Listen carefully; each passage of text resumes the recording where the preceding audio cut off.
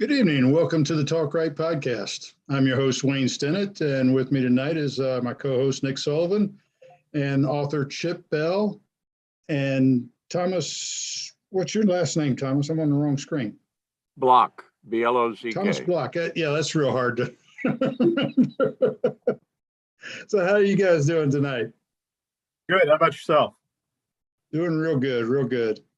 We usually, since November, we started this show off with where are you and how many inches of snow do you have? And Chip, I know you're up in Pennsylvania. Whereabouts in Pennsylvania? Just a little bit north of Pittsburgh, Western PA. Oh, okay. So you're not up in the high mountain area near Wilkes-Barre and up in there. No, They we've get been a lot taking of a snow pounding. there. We've been taking a pounding here too. Now, I know Nick's got tons of snow and he's been shoveling and building muscle, and he's going to be taking on zombie Bigfoot next. How about you, Thomas? Where are you at? Well, we've been in some terrible cold weather. It went down to 59 this morning. I'm in Florida. Oh, what part? New Smyrna Beach, between Oh, okay. New Smyrna and Daytona. I was raised just a little bit south of you in Melbourne. Oh yeah, I've been here for 40 years. I left the Northeast in 1971. Well, I went to Pittsburgh for a number of years, but then I came to Florida. I've been here for 40 years, so I like Florida. Oh, you're no longer a snowbird then. Nope. Have you had to dodge any falling iguanas? Haven't seen any. No. We live on a ranch here, and we have a horse business and a horse motel, in addition to the books and the narrating and everything else. And we're out in the country between New Smyrna and Daytona Beach. Awesome. Nick, why don't you do the bio intros, and I'll do the technical stuff here. Okie dokie. So we have Chip Bell here, who has an extensive series, and we were really lucky to get him on board with Tropical Authors. He's written the Jake Sullivan series. And Chip, how many books are in that now?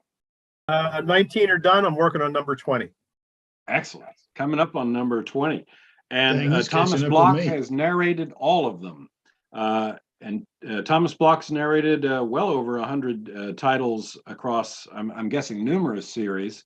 But we're lucky, and I'm sure Chip is lucky, feeling lucky, to have Tom on all of them. And from what I understand, Tom has been putting in a lot of extra time here and getting all of these turned into audio over a rather rapid period.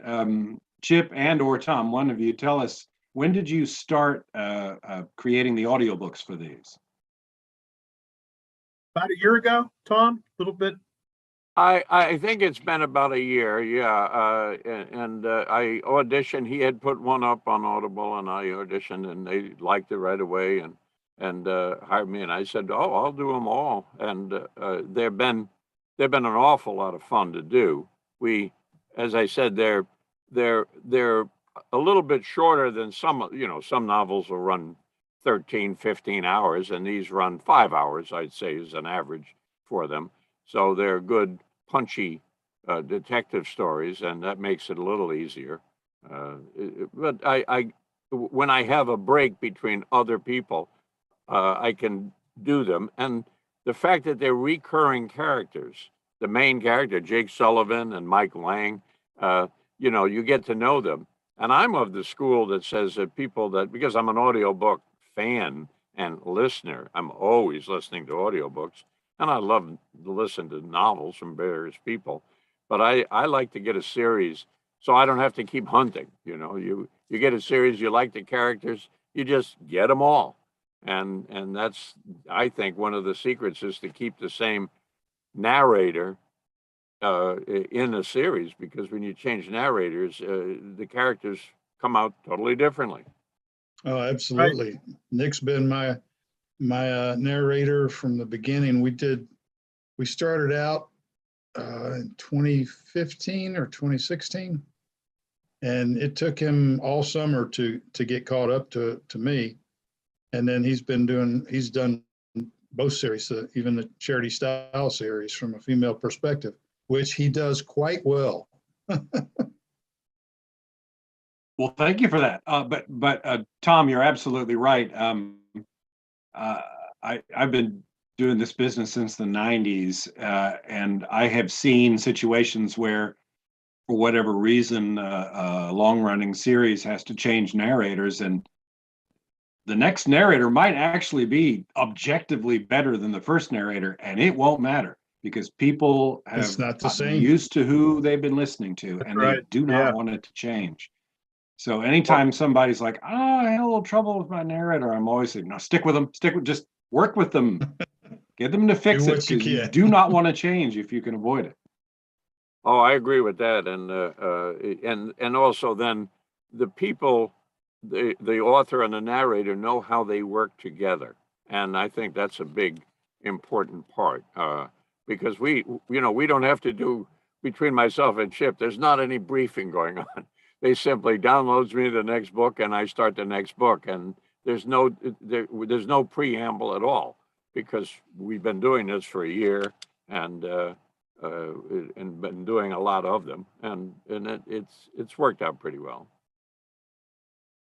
It helps Well, too, Chip- because Tom's like Go you, ahead. Nick. I mean, he has a sense of humor. He has a certain outlook on life, and he and I get along outside of the books pretty well. So it makes everything a lot easier.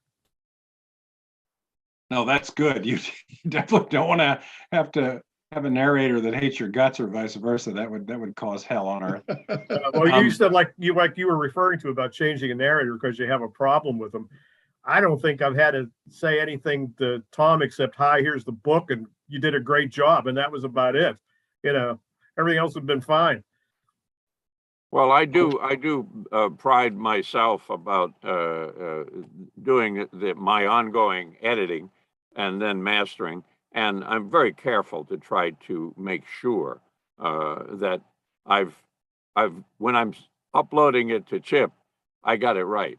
And when I hear something that I didn't do right, I redo it immediately. That's why I do it one chapter at a time, and then put it to bed, send it up, and very, very. I don't think you've had a correction in a single correction, Chip, in the last 4 or 5 books.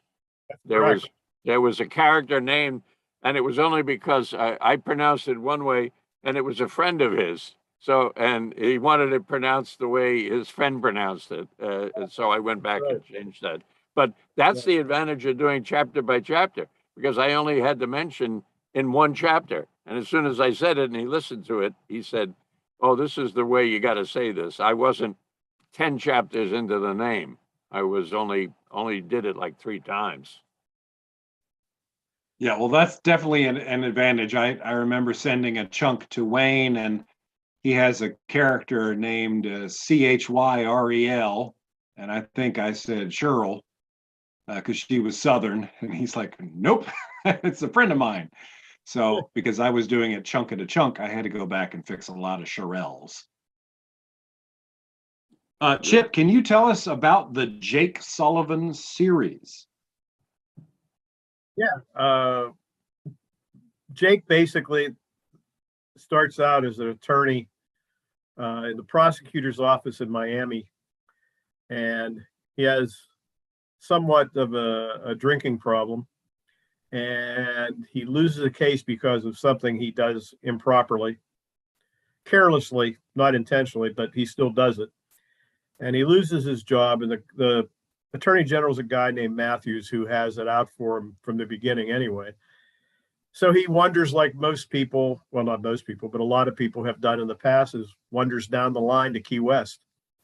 He becomes an attorney doing salvage insurance claim work until he sees, pardon me? I'm sorry, I was talking to Jordan. She was asking if Jake Sullivan was an attorney also. Yep. He started out that way. So he finds there's a problem going on with Matthews and some other people, gets involved in that.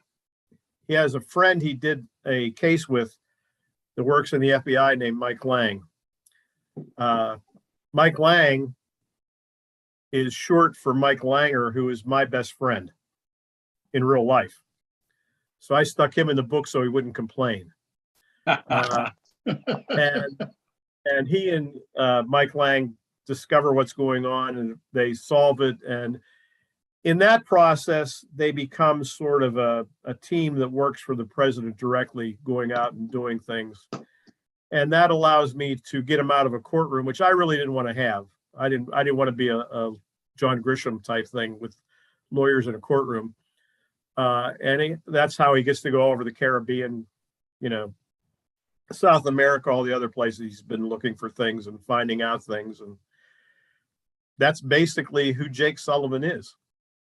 And the funniest thing is, after I started doing this, I was checking on an ad that I was running, and I Googled the name, and I found out at that time that Vice President Biden's national security advisor was Jake Sullivan, who is now the national security advisor.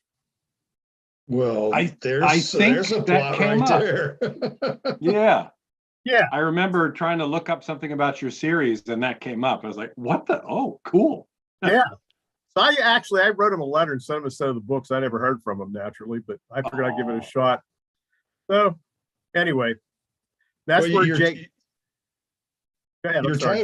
Your titles are all Jimmy Buffett song titles. Yes. And so obviously Buffett and trop rock is a big influence in your life, I'm sure. Yes. Do you have a lot of Buffett references in the stories? No, it just depends where they take place. When I'm in Key West, I usually do. I've had a couple guys, like Donnie Brewer did a song about the series, so Eric Stone, so John McDonald, and I always tell them, if you want the book, I'll put you in. So I run into them here and there in the islands or in Key West and put them in. No, the reason that came about was I intended to write, I just said, like maybe we all have, I'm going to write a book. Never did, obviously. Then I just, one weekend, it was October, it was lousy outside. I'd get ready to go to Key West, the meeting of the minds. And I just thought, I'm going to do it. I'm going to write a book. My youngest daughter, Come Monday is her and I's song. And so I figured, all right, I'll start a book that starts on a Friday, ends on a Monday, and I'll call it Come Monday and just have it happen during that weekend, which is what I did. So then I'm thinking, I really like this. I want to write some more. So I'm trying to get in my mind, both economically, how to do it to make some money doing it, and how I would like it. And I figured, well, the natural thing is I'll make every book title a Jimmy Buffett song title. That'll tie it together, ties together the tropical theme, and maybe some parrot heads will become interested in it. And that's basically what's happened. Oh, that's really cool. I've read it. I can't remember what book it is. It's by one of the tropical authors. Nick, you'll probably remember it, but it was set in like in the 70s. And I know who it was. Michael Reisig is one of Michael Reisig's Road to Key West books. Right.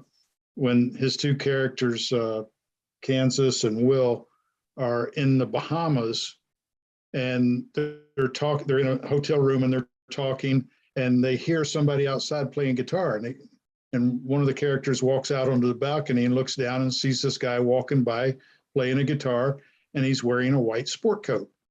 And I thought, oh, that's just really cool.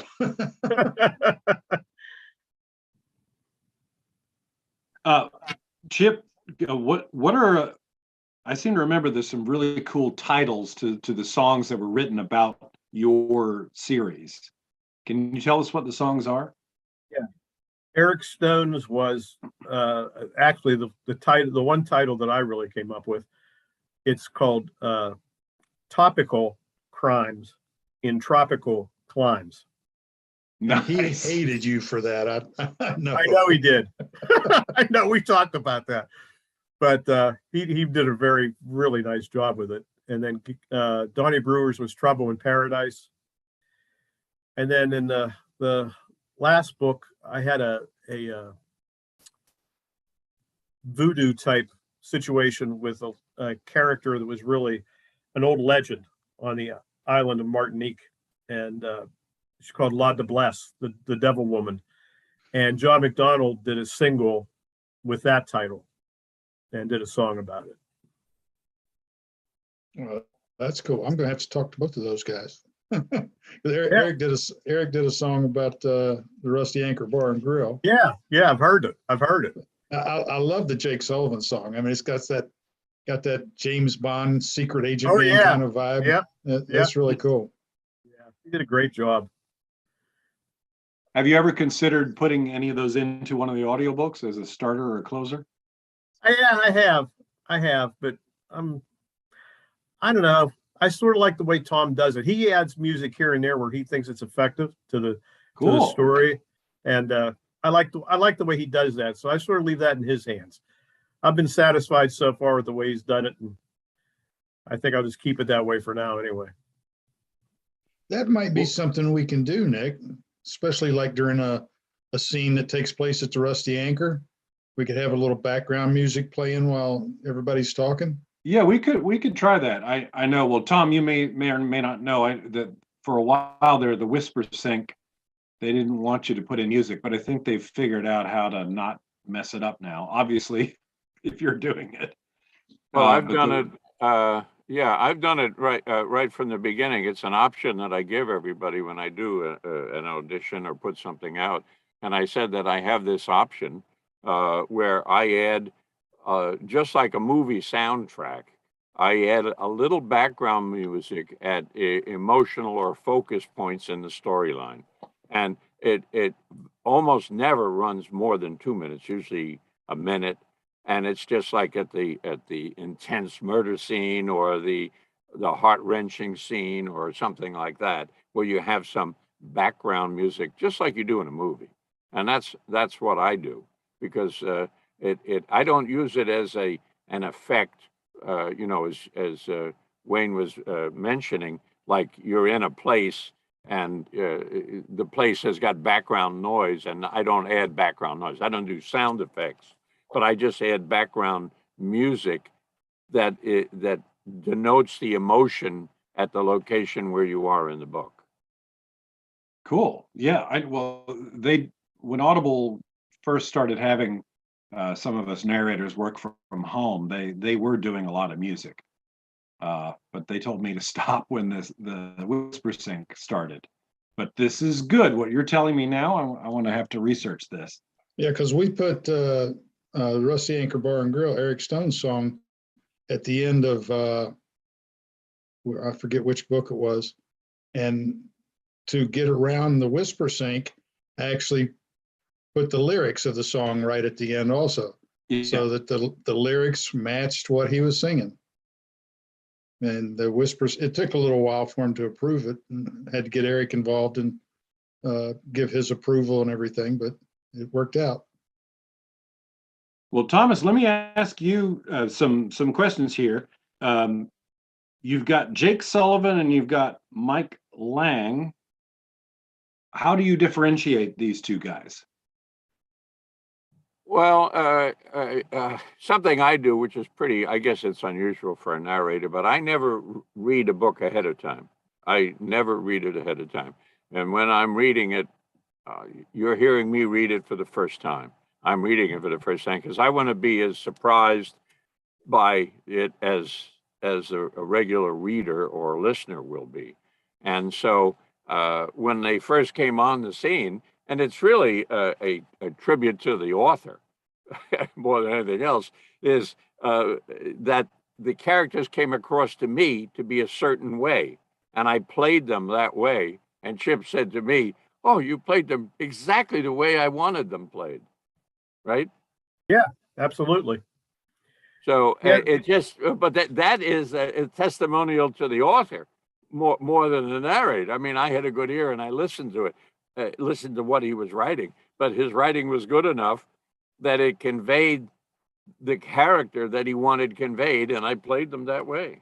Now, Chip, do you find yourself writing dialogue a little bit differently now that you've got audio? What's funny is I dictate my books. I don't write anything. Oh, okay.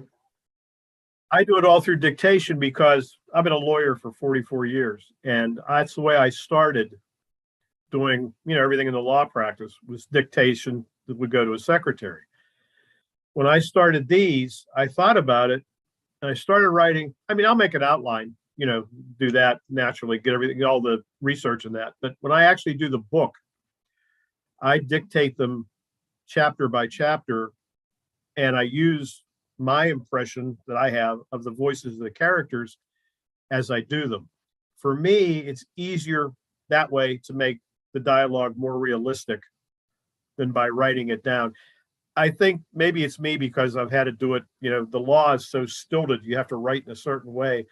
I think maybe if I wrote, I wouldn't get across the nuance or the dialect, or, when people say ain't, when they're supposed to say ain't, or, swear, whatever it may be in the book. When I say it, it's easier for me to focus on it than if I would write it, I think. But that's just me. Yes, Nick doing my characters has changed the way I write a lot of my characters. I like to include a lot more Rusty Thurman because he does that so well. And Chip, Rusty's do you have back in this next book. Oh, Rusty, good. Yeah, Rusty's back. He's saying we had a little Rusty hiatus, and I was like, oh, we need him back. Well, I gave you let Matt me ask- Brand. Oh yeah, he gave me a Cornish guy. I'm like, oh, Yeah. I'll kill you. But that wasn't as bad as the Portuguese guy from Massachusetts who Well, I you can asked you hear the beforehand, what's Portuguese in your his best? Massachusetts. I asked you beforehand, what's your best voice, and you said, "Oh, I do Cornish great." So I said, "Okay, next character is going to be Cornish." I know. And then I started listening. I'm like, oh, I've been doing a specific kind of Cornish, and that's a little piratey. It comes across perfectly.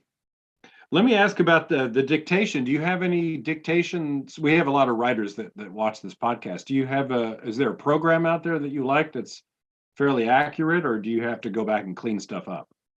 No, the one I use for my everyday work, it's a Philips system. And the hand mic sits on my desk.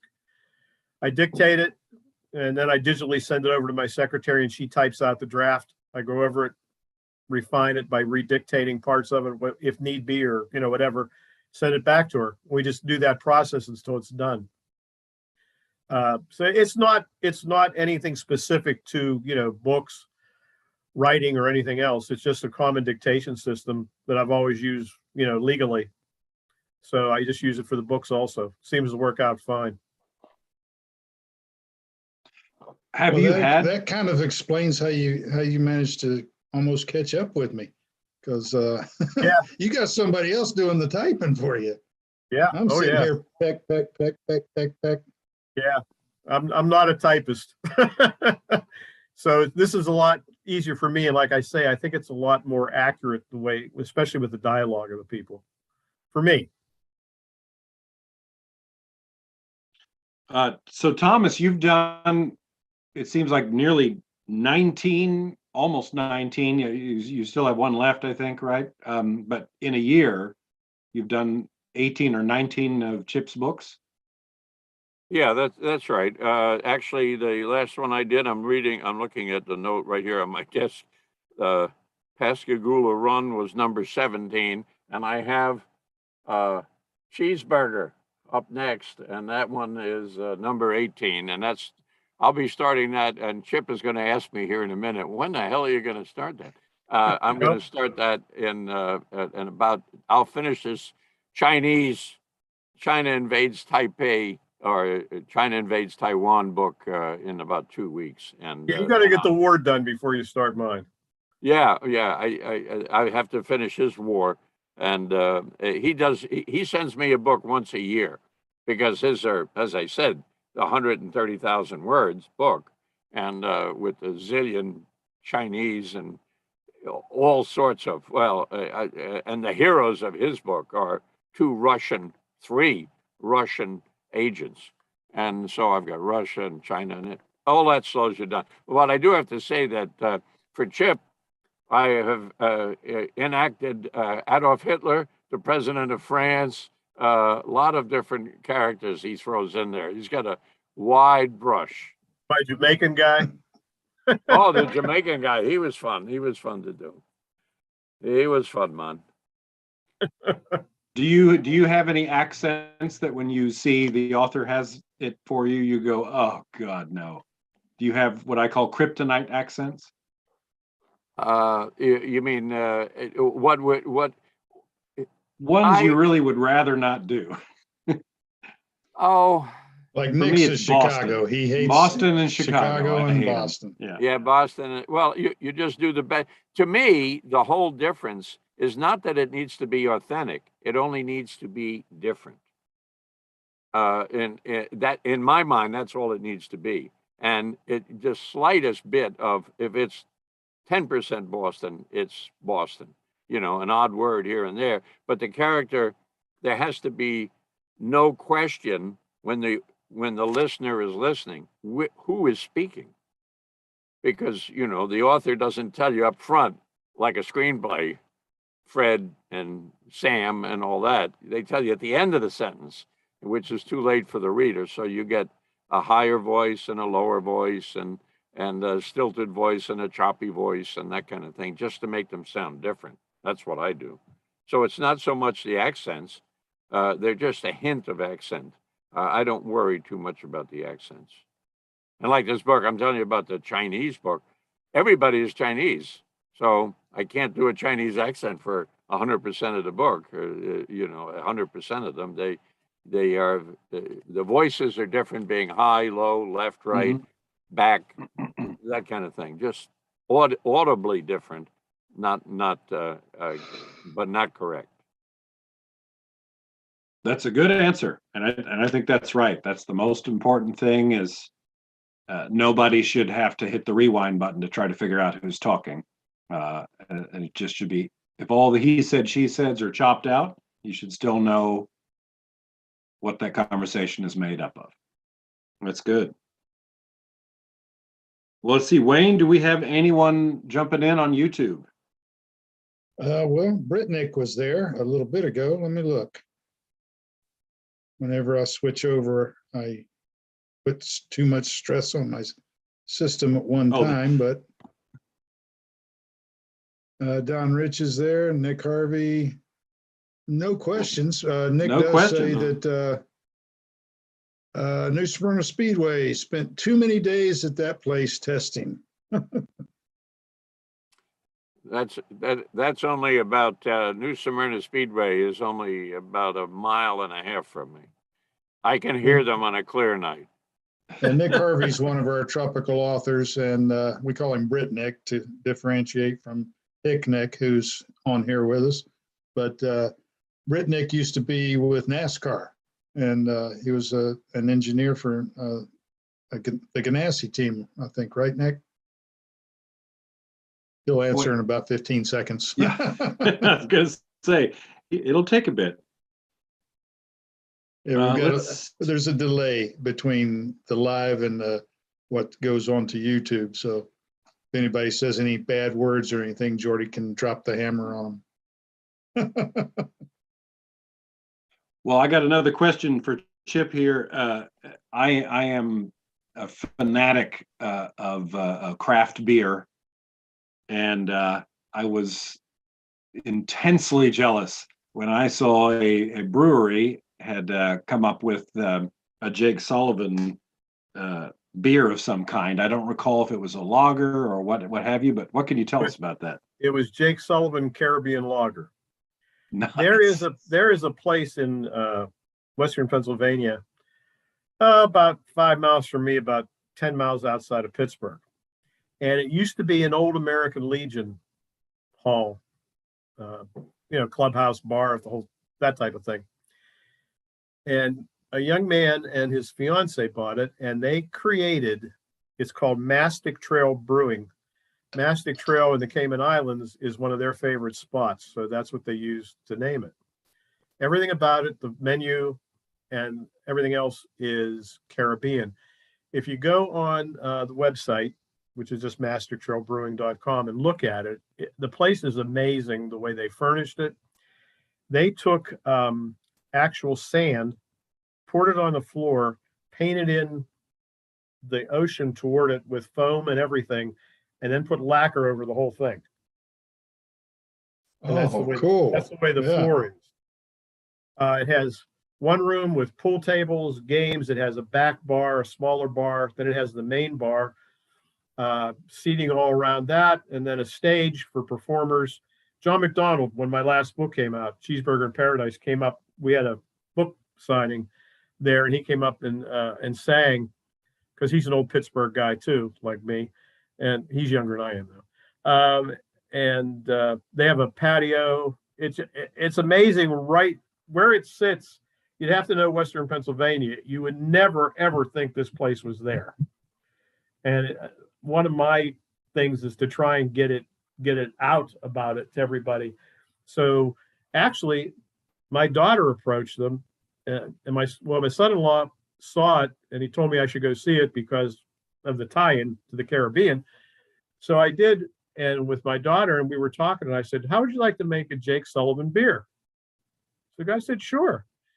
So his brewmaster made this lager, summer lager, and they actually took it to Denver to the great beer tasting, thing. Didn't win, but hey, he got entered, so and I enjoyed the hell out of drinking it, so, along with everything else. So yeah, it was a lot of Jordan. It was a lot of fun. The thing about this for me is I know for many of you in our group, this is a vocation. It's what you do to earn your livelihood and everything else. Although I believe probably all of us have fun doing it to a degree. But since I have my other main job, which takes up a lot of my time, my grandkids would take up a lot of my time. And that's the one job I won't give up. This is more of an avocation for me. And I'll do it as long as it's fun. And it's been fun. I've got to meet great people, all of you. I've traveled to different places I probably would never have gone to. It's just been great. And, people seem to enjoy my books to some degree. I'm certainly not a best-selling author, like Wayne and a lot of other people. But I just have fun with it. And I'll do it as long as I have fun with it. And when I don't, I'll stop. But, That's the thing. It's without a doubt, this is the most fun job I've ever had in my life. And I've had some fun jobs. I was a dive master, worked on a freighter, drove a cab. You meet all kinds of characters driving a cab. And I've been able to, I bet you pull a lot of characters from the courtroom. Oh yeah. Yeah. And I was in the Army, I worked as a bartender for a while. Like you, I was an orderly in a hospital. I mean, you get a bar or hospital in the Army, you got a lot of source of information. I mean, you were in the Marines, you know what I mean. The stories you hear there, they could make for a lot of good books. Yeah, I added one of my best friends in the Corps. I added him as a character, made him an FBI agent, and he really doesn't like that. I tell anybody, if they have interest in, if they talk to me, they'll come up to me, we'll talk about the books. And I'll say, "Oh, I'd like to do that." I said, "Well, if you want to be in the book, I'll put you in the book," which I do. So it's fun. I really enjoy it. I really do. And I'm a history major. And a lot of my books, I don't know how many you've read or if you've read any, but I always sort of I take some crazy old legend I find somewhere. And I build it up and bring it into the present time. The one I'm working on now, Volcano, I started just looking for legends around Montserrat. And I found out this guy named Joseph Demboy from France in 1795 came over to America to bring Thomas Jefferson a kilogram, which was called a grieve back then, the actual weight, and a meter, an iron meter. And Jefferson was going to use those to get Congress to do what he wanted to do rather than what Hamilton wanted to do, which was keep the decimal system. And en route, a storm blew him off Montserrat. He got captured by British privateers and died while he was incarcerated. Well, I have this all up to the point, with the Louisiana Purchase and Aaron Burr's trial, and I get into all that. And Jake gets involved in the present day of it. And, there's something that's been hidden for years that he has to find. And that's the quest that he's on now, because bad guys want it for another purpose. So it's stuff like that I just have a hell of a lot of fun with. Yeah, the research. Yep. I get to doing research on one subject, and I'll end up going down 15 different rabbit holes. Oh yeah, And just spend hours just absorbing information. yeah. It's great. I love it. I do. I love it. Well, Tom, let me ask you, because in the time between the 17 books you've done for Chip, and you're working right now on the invasion of Taiwan, from I'm guessing a military centric author, military thrillers, or kind of Tom Clancy sort of thing. Yeah, they're very much like that. The guy was with the State Department, and he's got a lot of intrigue and all. It's a whole series. This is book number 7 or 6, I think, 6 in this series. And the only thing that's constant is the Russian spies. And then everything else is all new.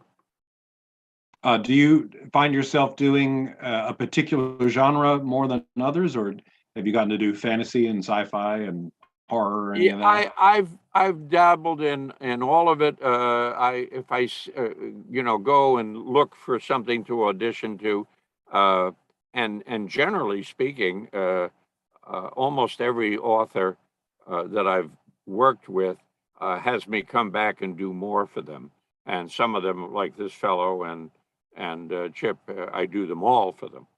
And I, put them in the queue and do them all.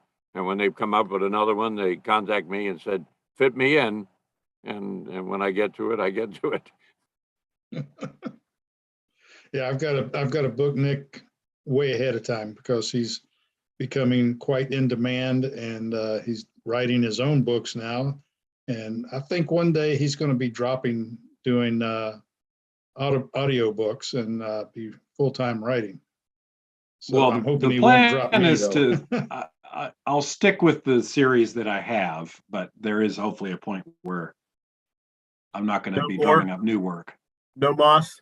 I like that. Although I will be narrating William Faulkner's very first novel, which is just coming into the public domain, and Blackstone amazing. Audio That's just great. got to me. Yeah. Well, Great. long ago I narrated Sartoris, which was his second book. So this is sort of fun that I'm getting to do this Good. early one. That's Oh, great. that's incredible. Let's see. I'm running out of questions here, Wayne. Let me jump over to YouTube. Let's see. Yeah, Britt Nick says, yes, he was with Ganassi, so I had that right. Before that, he was with Michael Waltrip Racing and tested their short tracks and endurance testing. He's talking all kinds of car talk. That's what he does. Any questions for our guests? Chip Britt Nick? Ganassi is an old Western Pennsylvania boy. Nutty Grin says that she loved Graceless. Well, I'm guessing it's a she. I don't know. Naughty Grin. It's kind of a naughty, Nauti. Oh, Boat name. it could maybe. be anything. Yeah. Loved Graceless. Replayed it 3 times last week. Already ordered the next one. So Great. That's good. There you go. Well, Chip, you may need to team up with 3 of the others and come out with another. We'll give it a shot. Let's see. I Well, can actually, see if Jake. you I do can see Jake and Chase salvage- getting together. That would be really, really cool. Yeah. Chase Fulton. I mean, Yeah. he's CIA. Jake's I have to get a hold of Cap. yeah.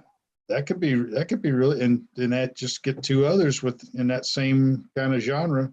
Yeah. And we've got a lot of them to choose from. 35, 36, almost 40 yeah. now.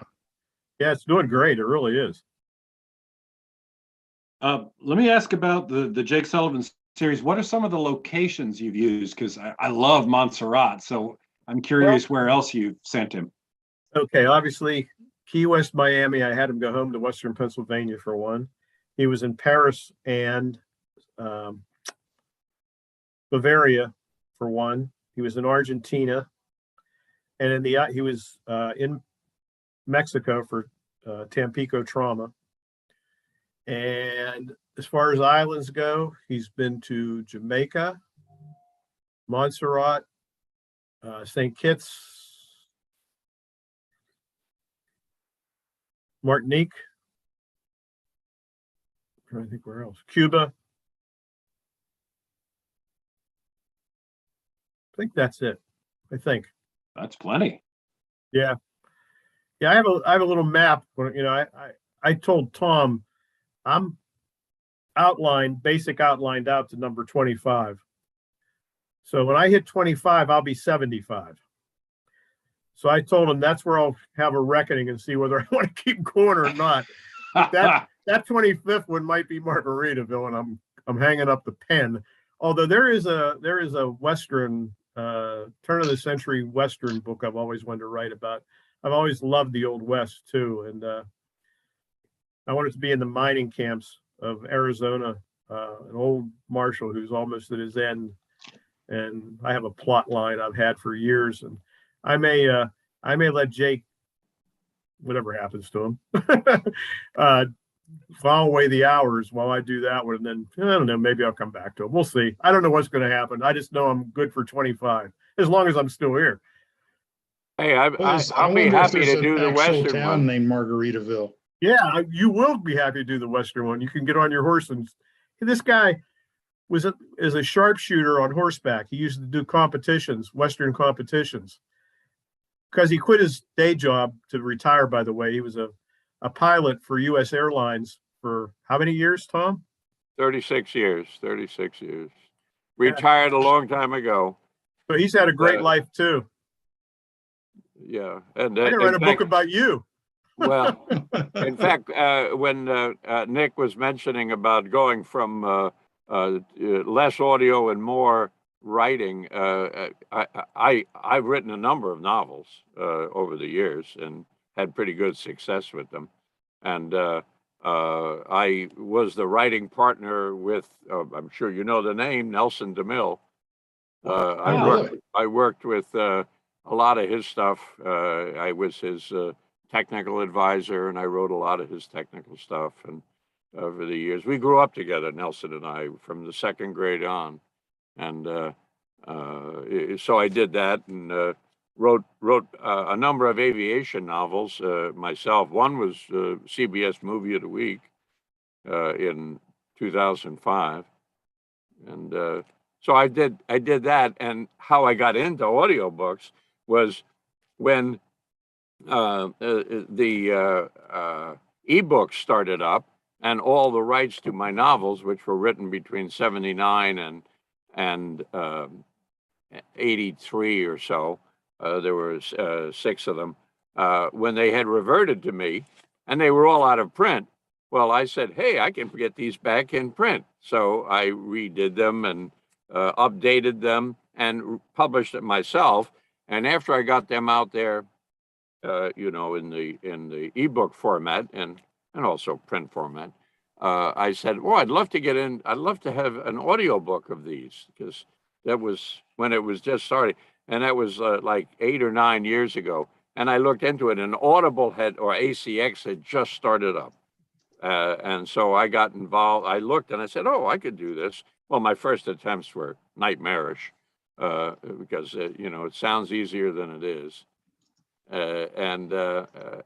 I went and put my own books into audio, and then started to do more and more and upgrade the studio and that kind of thing. So I went from writing to audiobooks. That's the reverse of me. I was interested in writing out of college, but went the acting route, and then every third or fourth book I'd read, I'd be like, I think I would have written this sentence this way. And after that had gone on for a while, I thought, okay, you know what? Let's just do it. And you managed to get your first book in your 6th book. Yes. Zombie Bigfoot sort of goes meta and appears in one of the movies. I'm just digging this book.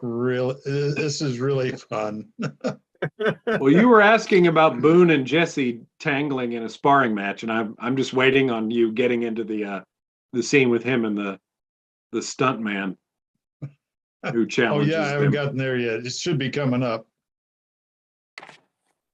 I'm a very slow reader. I used to read 2 novels a week. Now I'm lucky to read 1 novel a month. Of course, Actually, I had a think lot that more time stuntman on is my named hands back Chip. then. Yes, yes, he is. That's it. Uh-oh. And That's, he yeah, fancies Chip. himself a ladies' man. Well, He's I have to see if I but can. I have to he's see if I can hold my own either way. exactly. Let's see. I've asked about beers and songs and locations. Oh, what can you tell us? You've had a law practice for 40 years, Chip. Yep. What sort of law do you practice, and have you had, like, I don't know if you're allowed. I guess once something's over, you can talk about it. Have you had any, like,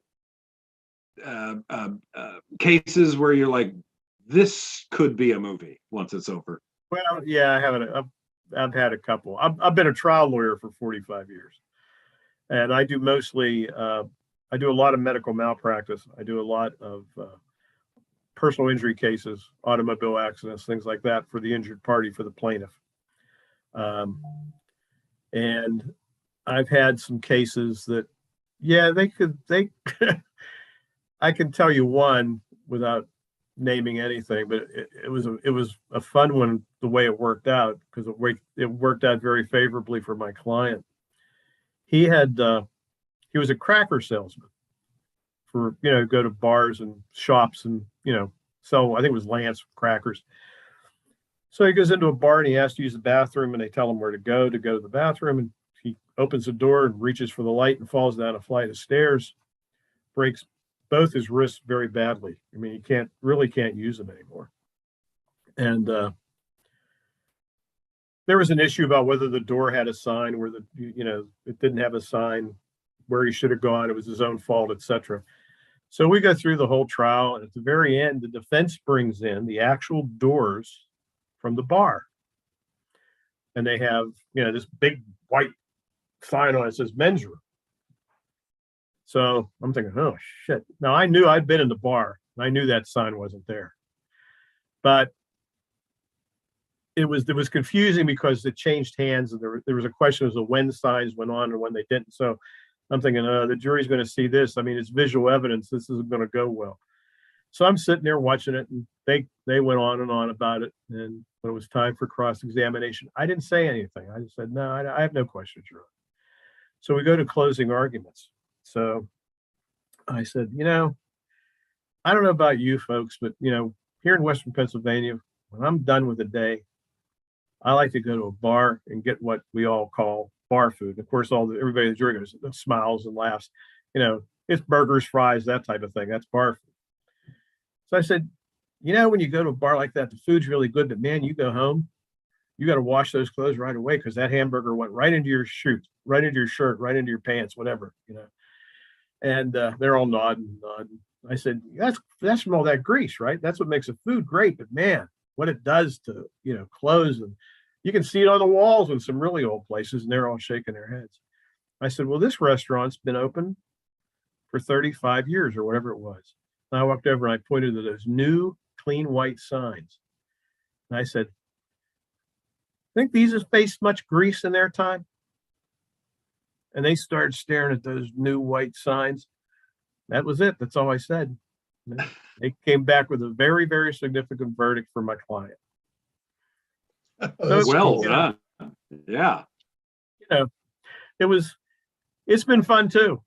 I mean, my practicing law I've had fun, and I like to think I've helped some people who deserve to be helped, and I'm happy. So you plan to continue practicing law for a while? Yeah, I've cut back a lot. I mean, in my heyday, I was at a firm down in a little town south of Pittsburgh called Washington, PA. And we were probably the biggest plaintiffs firm there at the time. And I was probably handling 200 files a year, and now, hell, if I have 10 at a time, it's a lot. I don't do nearly as much as I do. I spend a lot of time with my grandkids. I'm fortunate. My oldest daughter's 2 grandchildren. One's 10, he'll be 10. My grandson Danny, and my granddaughter Charlotte's 5. She'll be 6 March 1st. And my wife, who was a teacher, goes over in the morning because my daughter's a teacher and she has to leave early and her husband works. So my wife goes over, gets them ready for school, puts them on the bus, and I go and pick them up every day. So we get to see our grandkids every day. Now, my youngest daughter lives in Florida near Sarasota. And she just had her first child. We have another granddaughter now. So I don't see her nearly as much except like this, you know. So it's a little different, but I still enjoy the hell out of them. I mean, that's the best thing in my life, really. And if time constraints said you got to give something up, it's not going to be them. So Yeah. but so far I'm juggling everything okay. Everything's working out all right. Yeah, I've got 3 granddaughters down in Florida too, so I know know what I exactly mean. what you mean. It's difficult. And we got to watch our granddog. We babysit our granddogs from time to time. He was over yesterday. He's 5-month-old. What kind of dog is that? A Boykin Spaniel. And this dog is just so full of energy. I mean, we were just, I stayed at the office as late as I could just to avoid him.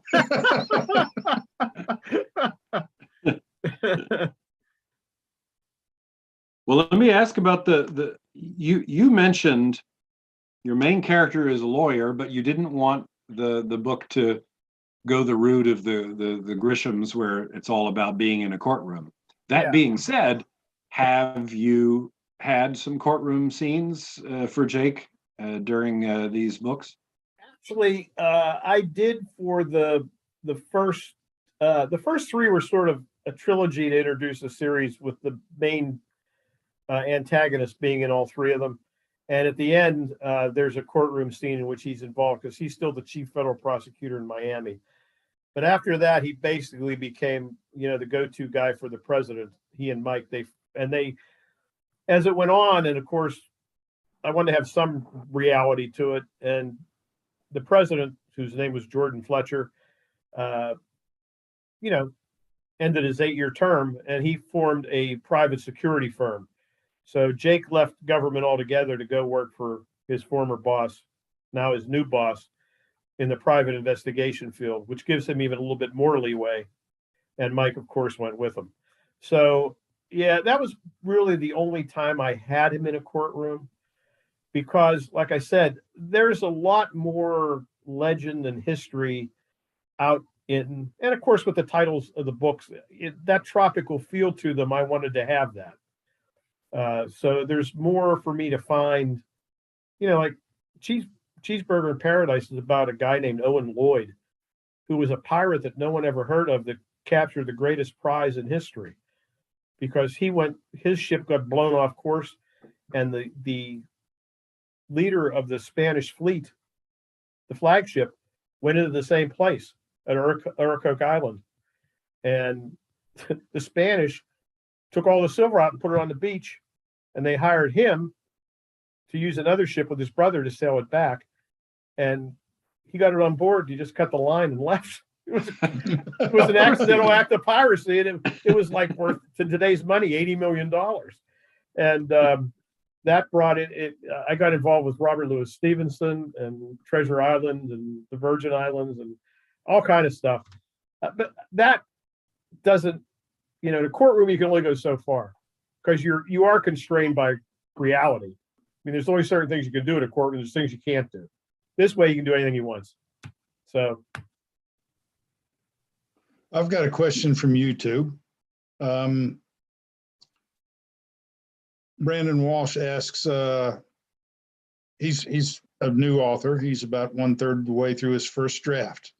And he asks, what's the challenge of writing the second draft? What do you do when you finish the first draft of a novel? What do you do after that? for me, like I said, I'm dictating chapter by time. So like I just had a dictation, it was an hour long. I think it was about 7 chapters because there was a lot of prologue in this about the stuff about Jefferson and all that I told you about. So what happens is I'll start another dictation. My secretary probably on the weekend will type some of that. When she gets that dictation done, She prints it and gives it back to me. Then I'll redictate it for any changes I want, anything I've come up with, or anything I think would be better, sounds better, flows better, makes a story better. And I do that dictation by dictation by dictation. So I never have a whole book except in my head and a brief outline with the bare bones done at any single time until I get the whole thing done. And then, of course, that's when I do my final rewrite over the whole thing by dictating, again, the changes I want or I find. But by that point, because of the way I've done it, I usually am pretty close to liking the way it is at the final. And there isn't really a lot of changes I have to make at that point in time. So that system works for me. But I know that's different than people who write out the whole thing because, I know where I start. I know where the end is. I make my outline and I fill in till I hit, both points from the beginning to the end. And that's just the way I do it, which may be different from, how a lot of people do it. So I don't know whether I'm a good person to tell that person what the right answer is, if there is a right answer. Well, what about you, Nick? You set a whole book aside after the first draft and wait a day or two or a week and then do the rewrite? No, I stay on it generally, but I tweak it as I go.